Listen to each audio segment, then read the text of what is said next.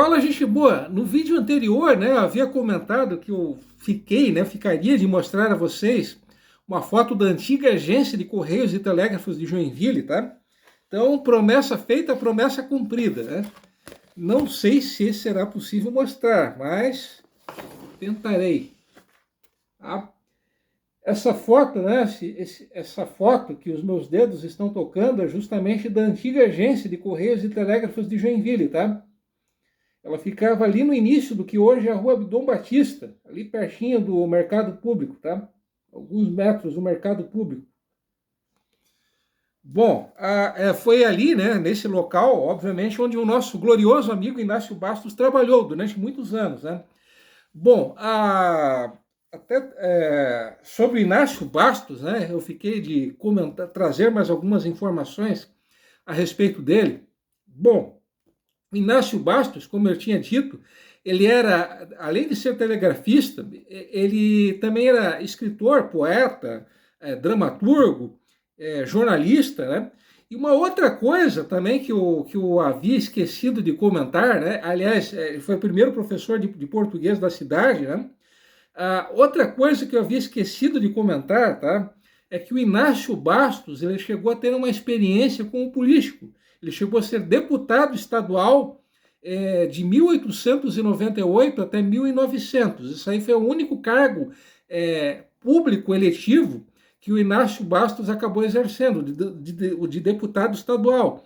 Uma outra coisa, né, ainda a respeito de Inácio Bastos, é que ele chegou a lutar, a participar de uma batalha, uma das batalhas da Revolução Federalista. Isso aparece em qualquer livro de história do Brasil que se preze, consta a Revolução Federalista, que foi aquele levante que teve início lá no Rio Grande do Sul em 1893, só foi terminar em 1895, né? Nesse meio tempo eles tomaram Florianópolis, enfim. Isso não vem ao caso. Mas voltando ao que interessa, que é o Inácio Bastos ele participou da Batalha da Lapa, que houve em fevereiro de 1894. O Inácio Bastos, como bom puxa-saco que era, né, ele lutou a favor das forças do governo, tá? O curioso é que o então prefeito de Joinville, à época, o Abdon Batista, que chegou a ser sócio do Inácio Bastos, como eu comentei no vídeo anterior, ele não chegava bem a ser um militante, mas ele tinha uma simpatia muito grande pelos revoltosos, pelos federalistas, né? Então, o patrão, ele era federalista e o puxa-saco, o empregado, ele era legalista, ele era governista, né? Então, são coisas do Brasil, coisas da política brasileira. Mas voltando, eu tinha dito que o Inácio Bastos ele foi o primeiro professor de língua portuguesa da história de Joinville.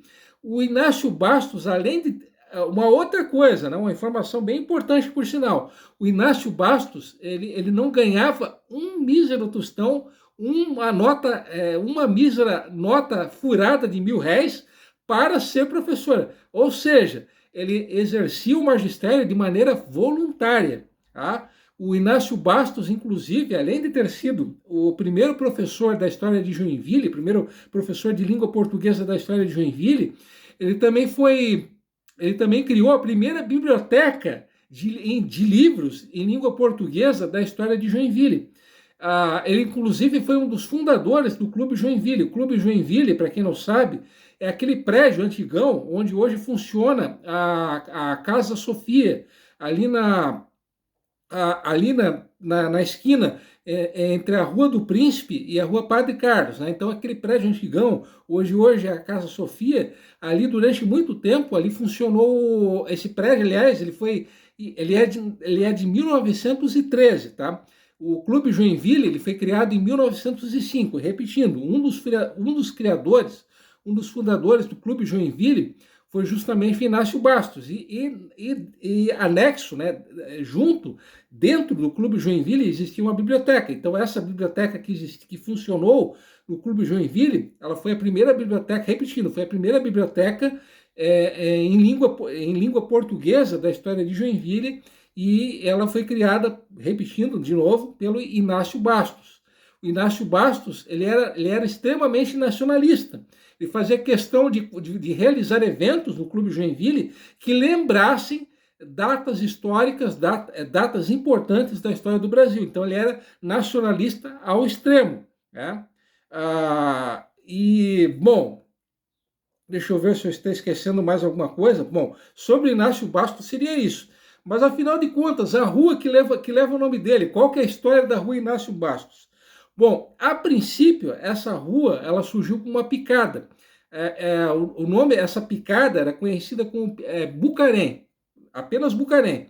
Bom, a outra coisa, o Inácio Bastos, ele faleceu em 1927, aos 65 anos. Ele faleceu em 13 de maio de 1927, aos 65 anos, uma idade bem avançada, há mais de 90 anos atrás, há 96 anos atrás, né? Bom, voltando, né? O que hoje é a rua que leva o nome dele, a princípio tinha o nome de Bucarém. Eu tinha dito, em um vídeo até relativamente recente, que existem várias versões para o significado dessa palavra, Bucarém. Uma versão até bem fantasiosa, digamos assim, é de que esse nome Bucarém viria de Bugheim. Bugheim era uma expressão que se gritava, né, um comando que se dava aos navios que atracavam do que hoje é a ponte da rua, a ponte Mauro Moura, né? Então, esse era um comando que se dava aos comandantes, né, aos responsáveis por esses navios que atracavam ali, para que o navio ele atracasse com a proa, com a sua proa voltada para a curva, né, a curva do rio. Então, então essa seria uma versão. E que Bucarém, repetindo, Bucarém, a palavra Bucarém, viria de uma expressão em alemão, que é Bugenheim. Então, que era o comando que se dava aos navios que atracavam ali na região, né? Há uma outra hipótese, que é a hipótese mais plausível e provável, ela foi levantada pelo Norberto Bachmann, né? Outro nome de rua aí, né? O Norberto Bachmann, para quem não sabe, ele era médico, né? Além de ser médico, ele era um grande estudioso da língua indígena, principalmente da língua tupi. Bom, segundo o Norberto, o Norberto Bachmann, ele foi autor de um artigo que foi publicado no álbum do Centenário de Joinville. Para quem tiver interesse, na Biblioteca Pública Municipal, né, na Biblioteca Municipal, existe um exemplar desse livro. Repetindo, o nome desse livro é Álbum do Centenário de Joinville, que obviamente ele foi publicado em 1951. Então, um dos artigos que aparece nesse livro, né, o Álbum do Centenário de Joinville, ele foi de autoria do Norberto Bachmann. E nesse artigo ele explica o possível, só um instante, né? Ele explica o possível significado desse nome. Bom, segundo o Norberto Bachmann, nesse artigo, foi publicado lá em 51, né, 1951, a palavra Bucarém, ela seria a junção de três palavras, obviamente três palavras indígenas. Uma delas, Bu, viria de Imbu. O que significa essa palavra? Imbu. Imbu significa nascente de água. Então ela seria a junção da palavra Imbu, que significa nascente de água, com, só um instante, com Iembó. Iembó significa arroio. E a terceira palavra é caré. Caré significa torto. Então, segundo Norberto Bachmann, Bucarém seria a junção das palavras, repetindo, né? Bu, que vem de Imbu, que significa nascente de água, Iembó, que significa arroio, e caré, que significa torto. Então, a junção dessas três palavras, a palavra Bucarém, significa, deixa eu ver, curva brusca. Minto. Sim, é curva brusca. Sim, é curva brusca. Justamente em função daquele encontro do Rio Cachoeira com o Rio Bucarém, né? Então, segundo Norberto Bachmann, Bucarém significaria curva brusca e seria uma junção de 3 palavras da língua tupi. Mas ainda, né, eu tinha mencionado sobre o ano de 1951, né, sobre esse livro, né, que foi publicado lá no ano de 1951. Só a título de curiosidade, a população de Joinville, no ano de 1951, era de aproximadamente 42 mil pessoas, né? Bom, só a título de comparação, caso a população de Joinville, que Joinville tinha lá em 51, é menor do que a população que Rio Negrinho tem hoje.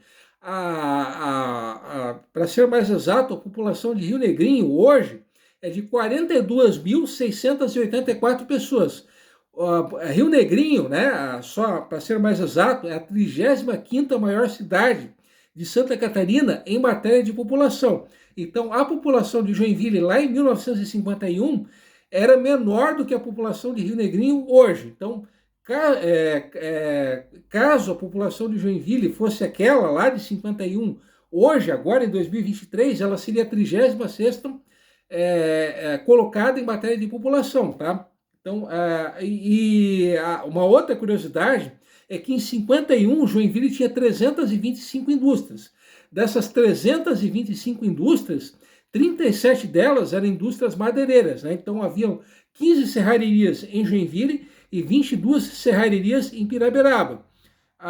E naquela época, né, Joinville chegou a ter 19 empresas de navegação. Então, dessas 19 empresas de navegação que tinham filiais, que funcionavam em Joinville, 2 delas tinham sede aqui mesmo em Joinville, tá?